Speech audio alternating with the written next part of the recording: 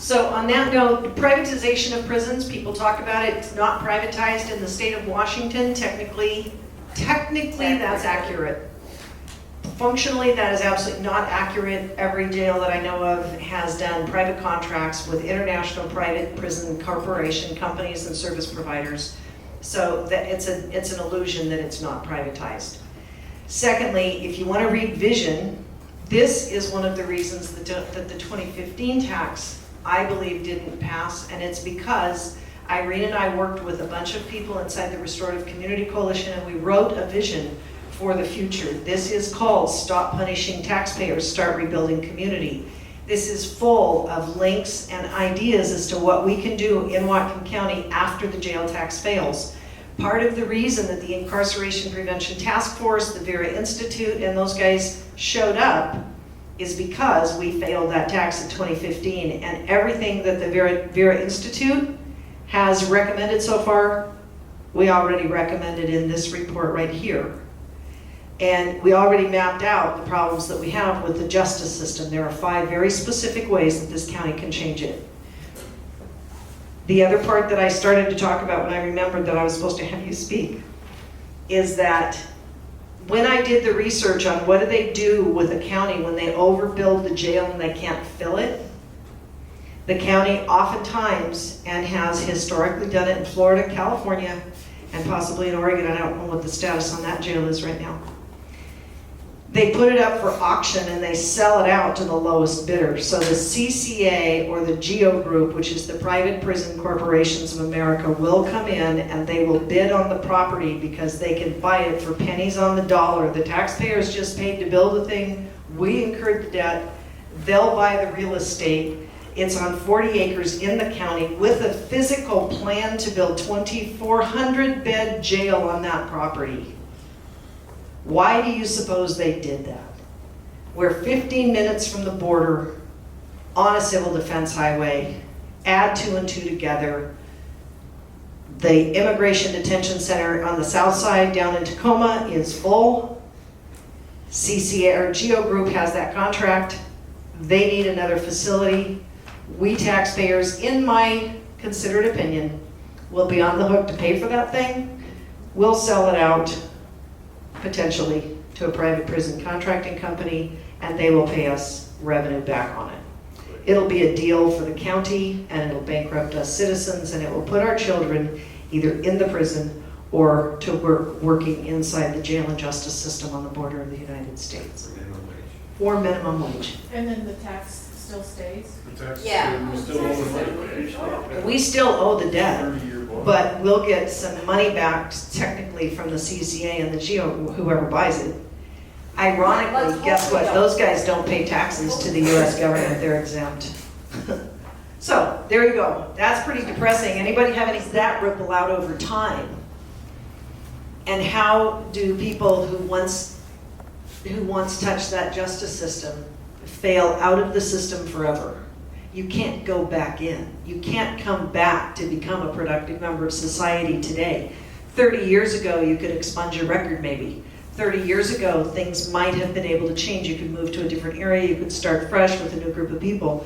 In America, your record follows you because of data mining and technology. You cannot outrun the system any longer. And I have mind mapped a half a dozen people, several of them mothers, who had problems because their sons or their daughters ended up with a mental health thing similar to what Rob just talked to you about. The cost to us taxpayers is phenomenal. If it costs you $5,000 or $10,000 inside the system to try to prove your innocence, which supposedly was guaranteed by the Constitution, you're supposed to be innocent until proven guilty. That's not true. Once you're arrested, the record appears to be guilty, the system puts you in, and it can cost you $5,000 to $10,000 to get out.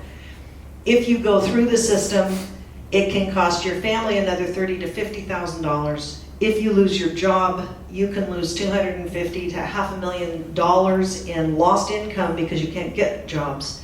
You can't get carpet cleaning jobs, you can't get house personal care jobs depending on the kind of arrest. You can't get cash register jobs. You can't serve on search and rescue teams. You can't get housing, you can't get student loans, you can't get a lot of things. The actual multiplier effect, when you look at some studies, there was one study that I read, and they said that the cost of incarceration in America is roughly estimated at $80 billion.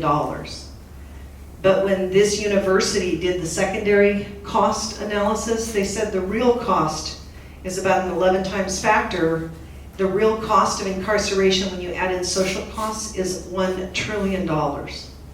That's a $920 billion shortfall on a national scale. And when I added up and I tried to talk to the Vera Institute to do an analysis in Whatcom County on the real cost of incarceration when you add in the privateering costs and all the costs that people incur that are outside the system that are paid to Alliance One, to Aramark Industries, to the telephone companies, to the tow truck companies, to the assessment companies, and the coaching companies, and the bail, and all this other stuff. All that money is not counted in either one of those prior figures. And my estimate was between $10,000 and $50,000 each just to get out of the system that was not counted in that original figure. That's huge multipliers, folks. We are killing our children and we are dragging them through the ditch. That's why I stand here to stand against this jail.